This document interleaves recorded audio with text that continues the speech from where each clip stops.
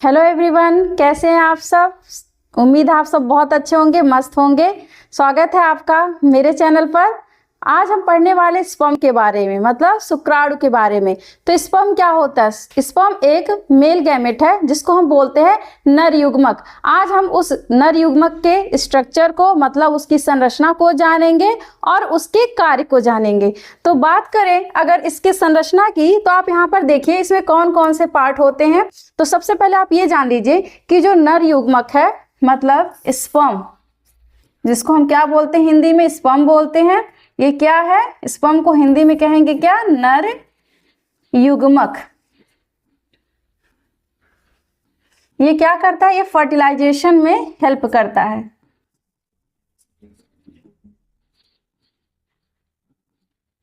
ठीक है, ये क्या करेगा? फर्टिलाइजेशन में मदद करता है, मतलब निषेचन की प्रक्रिया में क्या करेगा? ये भाग लेता है। तो देखिए अगर बात करें इनकी संरचना की, तो आप यहाँ पर देखिए इसमें सबसे ऊपर वाला जो आप पोर्शन देखेंगे, तो इसको अगर देखा जाए एक स्पर्म को, मतलब शुक्राणु को हम कितने भागों में बांट सकते हैं। सबसे ऊपर यहाँ पे आप देखेंगे हेड है। सबसे अगर शुक्राणु की संरचना देखेंगे तो इसको हम 3 भागों में बांट सकते हैं, जिसमें सबसे पहला भाग होता है हेड। हेड मतलब सिर, जिसको हम बोलते हैं। हेड को क्या बोलेंगे? सिर बोलते हैं। और इस सिर में आप देखिए कि क्या क्या पाए जाते हैं। सबसे ऊपर आप यहाँ पर देखेंगे ये वाला पोर्शन, जिसको हम बोलते हैं एक्रोसोम। ये टोपीनुमा संरचना होती है। एक्रोसोम जो होता है वो क्या होता है? टोपीनुमा संरचना दिखाई देती है, जो क्या करेगी? अंडाणु को विभेदित करने पे, मतलब एक तरह से कह सकते हैं अंडाणु को ओपन करने में क्या करती है? मदद करती है। दूसरा आप देखेंगे यहाँ पर उसी हेड में, मतलब स्पर्म के सिर में अगर आप देखेंगे तो एक न्यूक्लियस दिखाई देता है। ठीक है, न्यूक्लियस को हम क्या बोलते हैं? केंद्रक बोलते हैं। केंद्रक। और इस केंद्रक में क्या पाया जाता है? DNA, deoxyribonucleic acid. और ये डीएनए क्या है? एक प्रकार का आप जान रहे हैं न्यूक्लिक अम्ल है। और इस एक्रोसोम को, या बोले इस हेड रीजन को कौन कवर किए हुए है, कौन घेरे हुए है? सेल मेम्ब्रेन, मतलब सेल मेम्ब्रेन इसमें पाया जाता है। तो ये क्या करेगा? इस एक्रोसोम को क्या किया रहता है? कवर किए हुए रहता है, मतलब इसको सुरक्षा कवच एक तरह से देता है, मतलब उसको घेरे रहता है। दूसरा नेक्स्ट पार्ट आप यहाँ पे देखेंगे जिसको हम बोल देंगे मिड पीस, मतलब ये क्या है? मध्य भाग है। ये क्या है? मध्य भाग। इसमें देखिए आपको यहाँ पर क्या दिखाई दे रहा है? एक स्पाइरली अरेंज्ड माइटोकॉन्ड्रिया दिखाई दे रही है। और आपको पता है माइटोकॉन्ड्रिया को और क्या बोलते हैं? Power house of the cell, मतलब क्या बोलेंगे? कोशिका का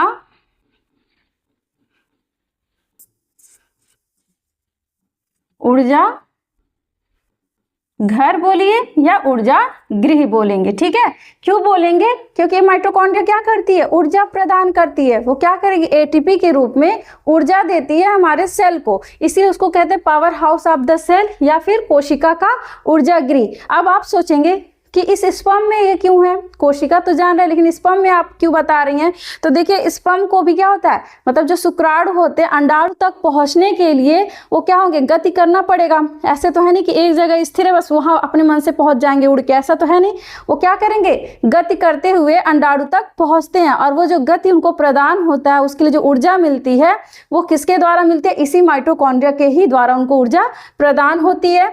और अगला पोर्शन यहाँ पर देखेंगे जिसको बोलते हैं टेल। ठीक है, टेल को ही हम साइंस की भाषा में फ्लैजिलम बोलते हैं, क्योंकि देखिए टेल मतलब पूंछ, जिसको हम क्या बोलेंगे? पूंछ। जब भी देखिए एक ही आपको पूंछ दिखाई दे रहा है तो इसको बोलेंगे फ्लैजिलम। जब लेकिन कहीं आप किसी और चीजों में कहीं भी अगर आपको मोर देन फ्लैजिलम, मतलब मोर देन 1 फ्लैजिलम दिखाई देते हैं तो उसको हम फ्लैजिला बोलते हैं, क्योंकि फ्लैजिलम क्या है? सिंगुलर वर्ड है। फ्लैजिला क्या है? आपका प्लूरल सेंटेंस है। ठीक है, तो मतलब बहुवचन है। तो यहाँ पे आपको सिर्फ एक ही पूंछ दिखाई दे रही है, इसी इसको बोलते हैं फ्लैजिलम। अब ये क्या करेगा? इस स्पर्म को, मतलब इस शुक्राणु को जो मूवमेंट प्रदान होता है, जो गति करता है, वो इसी फ्लैजिला के ही द्वारा वो गति करता है। मतलब इसी टेल, इसी पूंछ के ही द्वारा क्या होगा? मूवमेंट करेगा, गति करेगा।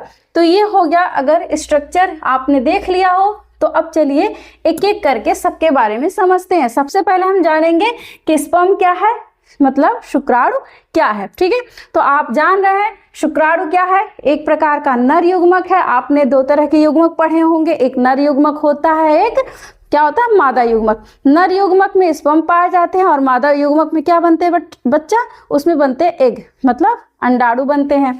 तो ये क्या करेगा, शुक्राणु नर जनन कोशिका है जिसका कार्य मादा अंडाणु को निषेचित करना है। ठीक है, ये क्या करेगा, मादा अंडाणु को निषेचित करता है। तो जैसे मान लीजिए यहाँ पर आपको ये मादा अंडाणु दिख रहा है, मतलब एग दिख रहा है।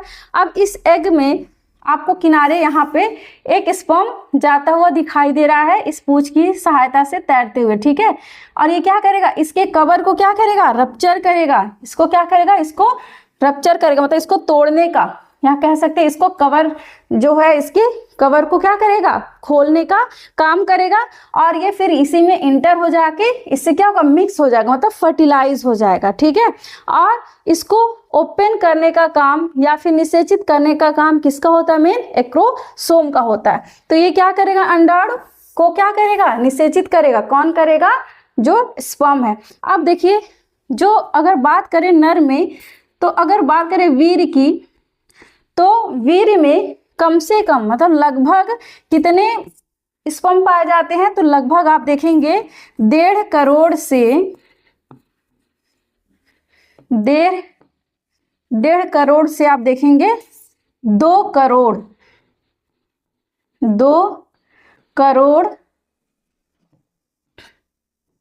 से ज्यादा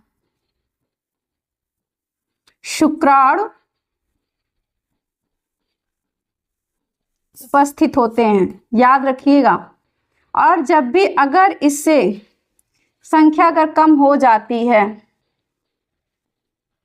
तो क्या होगा, तो उनमें निषेचन की संभावना कम हो जाती है। मतलब अगर चाहे वो फर्टिलाइजेशन करना, तो वो क्या होती है, उनकी क्षमता किसी भी नर पुरुष मतलब नर का क्या होगा, क्षमता घट जाती है। तो याद रखिएगा कितना होता है, लगभग 1.5 करोड़ से 5 करोड़, मतलब उससे भी ज्यादा ही होता है। ठीक है, शुक्राणु। अगर आपको हिंदी में लिखना हो तो आप हिंदी में नोट डाउन कर लीजिए, मैंने इसलिए बाइलिंगुअल दिया है। अगर इंग्लिश में नोट डाउन करना तो आप इंग्लिश में भी देख सकते हैं। इंग्लिश में चलिए देख लेते हैं क्या है। Sperm is the male reproductive cell that fertilise the female egg. क्या करेगा, इस फीमेल एग को फर्टिलाइज करने का काम करता है। अब चलिए इसकी संरचना को देखते हैं।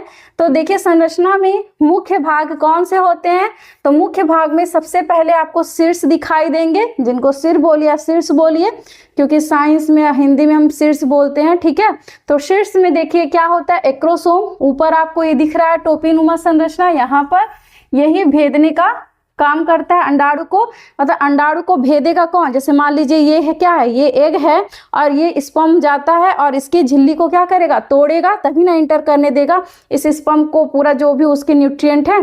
तो और इस एक्रोसोम में एंजाइम प्रेजेंट होते हैं और यही मतलब उसको तोड़ने का, एग के जो झिल्ली है उसको तोड़ने का काम कौन करता है, वही एंजाइम करता है। फिर इसमें आपने न्यूक्लियस देखा। न्यूक्लियस आपका पता है जेनेटिक मटेरियल है, क्योंकि बिना न्यूक्लियस के कौन सा अनुवांशिक सूचना ट्रांसफर होगा, तो इसीलिए न्यूक्लियस में डीएनए उपस्थित होता है। और यहाँ पे फिर आपको दिखाई दे रहा है सेंट्रियोल। ये जो सेंट्रियोल होते हैं वो जोड़े में होते हैं और यही सेंट्रियोल क्या करते हैं, फ्लैजिलम के फॉर्मेशन में मदद करते हैं। मतलब अगर बात करें ये जो फ्लैजिलम मतलब जो टेल बन रहा है वो कौन बना रहा है, यही सेंट्रियोल बनाने में हेल्प करता है। ठीक है, तो चलिए इसको देखते हैं। इसमें क्या होता है, नाभिक होता है जिसमें एक गुणसूत्र समुच्चय मतलब हैप्लॉइड क्रोमोसोम होता है।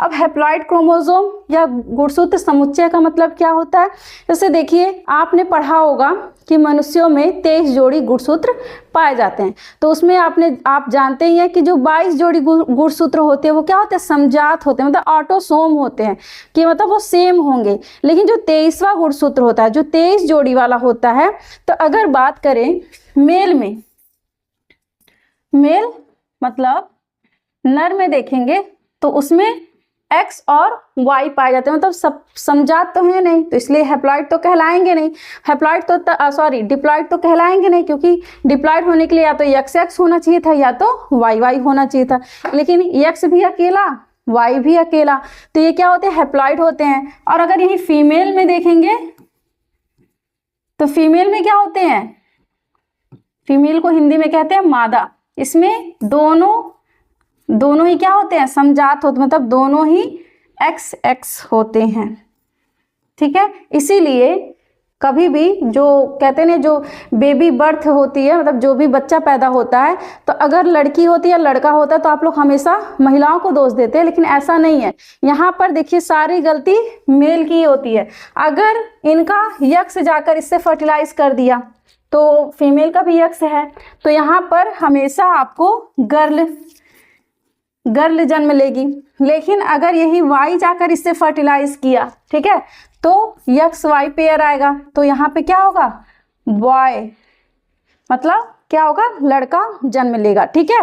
तो यहाँ पर आप क्या देखेंगे, हमेशा यहाँ पे देखिए हैप्लॉइड क्रोमोसोम आपको दिखाई देते हैं।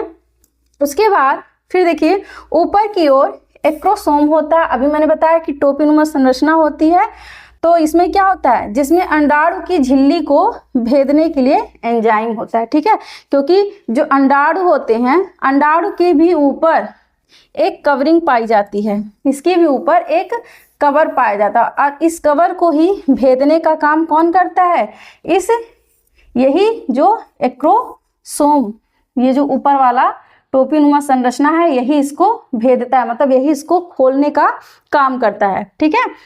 तो इंग्लिश में आप यहाँ पे देख लीजिए क्या होगा कि contain the nucleus with haploid chromosome covered by the acrosome which has enzyme to penetrate the egg membrane. क्या करेगा, एग मेम्ब्रेन को पेनेट्रेट करेगा। नेक्स्ट दूसरा है, आप देखिए गर्दन।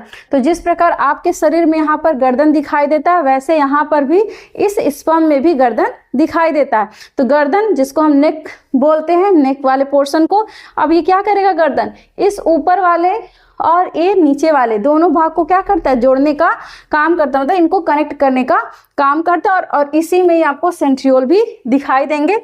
तो शीर्ष को मध्य भाग से जोड़ता है और इसमें सेंट्रियोल होते हैं, जो पूंछ मतलब फ्लैजिलम के निर्माण में मदद करते हैं। क्या करेंगे, यही फ्लैजिलम को बनाने में मदद करते हैं। देखिए इतना आसान सा नोट्स है, आप इजीली किसी भी एग्जाम में लिख लेंगे, ठीक है। तो यहाँ पर क्या करेंगे, इस नेक को क्या करेंगे, ये जो नेक क्या कर रहा है, इस हेड को और ये जो टेल वाले रीजन को, इनको मतलब मध्य भाग को क्या कर रहा है, जोड़े हुए रखा है। और यहाँ पे जो सेंट्रियोल दिख रहा है आपको, यही सेंट्रियोल क्या करेगा, इस टेल का मतलब इस पूंछ का क्या करेगा, फॉर्मेशन करेगा। और इसका तीसरा रीजन देखिए, जिसको बोलते हैं मध्य भाग मतलब मिडिल पीस। इसमें अनेक माइटोकॉन्ड्रिया सर्पिल रूप में व्यवस्थित होते हैं, जो गति के लिए ऊर्जा प्रदान करते हैं। तो ये क्या करेंगे, इसमें बहुत सारे, इसमें ये सर्पिल रूप में इस प्रकार यहाँ पर आपको माइटोकॉन्ड्रिया दिखाई देते हैं, जो क्या करेंगे, इस स्पर्म को मतलब इस शुक्राणु को क्या करेंगे, अंडाणु तक जाने के लिए ऊर्जा प्रदान करते हैं। क्योंकि इनको अब गति करना है, तो गति करने के लिए ऊर्जा की आवश्यकता होगी कि नहीं, क्योंकि यहाँ पे देखिए गति भी करेंगे, उसके बाद से क्या करेंगे, अंडाणु को भेदना भी है, फर्टिलाइज भी करना है, तो इन सब कार्य के लिए उनको ऊर्जा चाहिए। और ये ऊर्जा कहाँ से मिलती है, इसी माइटोकॉन्ड्रिया से। और याद रखिएगा एटीपी के रूप में, ठीक है, हमेशा एटीपी के रूप में ऊर्जा प्रदान होती है। इंग्लिश में देखिए, contain many mitochondria arranged spirally around the axial filament to provide energy for movement. और इसका आप सबसे लास्ट पार्ट देखेंगे पूंछ, जिसको हम बोलते हैं टेल या बोलिए फ्लैजिलम, ठीक है। तो पूंछ आप समझ ही रहे हैं, क्योंकि यही पूंछ है जो इस स्पर्म को गति करने में सहायता करेगा। क्योंकि होगा ना कि किसकी सहायता से वो गति कर रहा है, मान लीजिए माइटोकॉन्ड्रिया एनर्जी दे दिया, ठीक है, लेकिन वो जाएगा किसकी सहायता से। अब जैसे हमको चलना है तो हम पैरों की सहायता से चलेंगे, भले खाना खा रहे एनर्जी मिल रहा है, लेकिन ये थोड़ी है खाना खा रहे तो अपने आप से गति करेंगे, पैर की सहायता मतलब पैर की जरूरत होगी। वैसे इसमें भी गति के लिए क्या जरूरत होती है, टेल मतलब पूंछ की। तो ये क्या होता है, यह लंबा फ्लैजिलम होता है जो शुक्राणु को अंडाणु की ओर तैरने में क्या करेगा, मदद करेगा। तो ये हो गया शुक्राणु की संरचना। आई होप आपको इसके एक एक पार्ट अच्छे से समझ में आए होंगे। मैंने सबका यहाँ पर कार्य भी बताया कि किसका क्या काम होता है।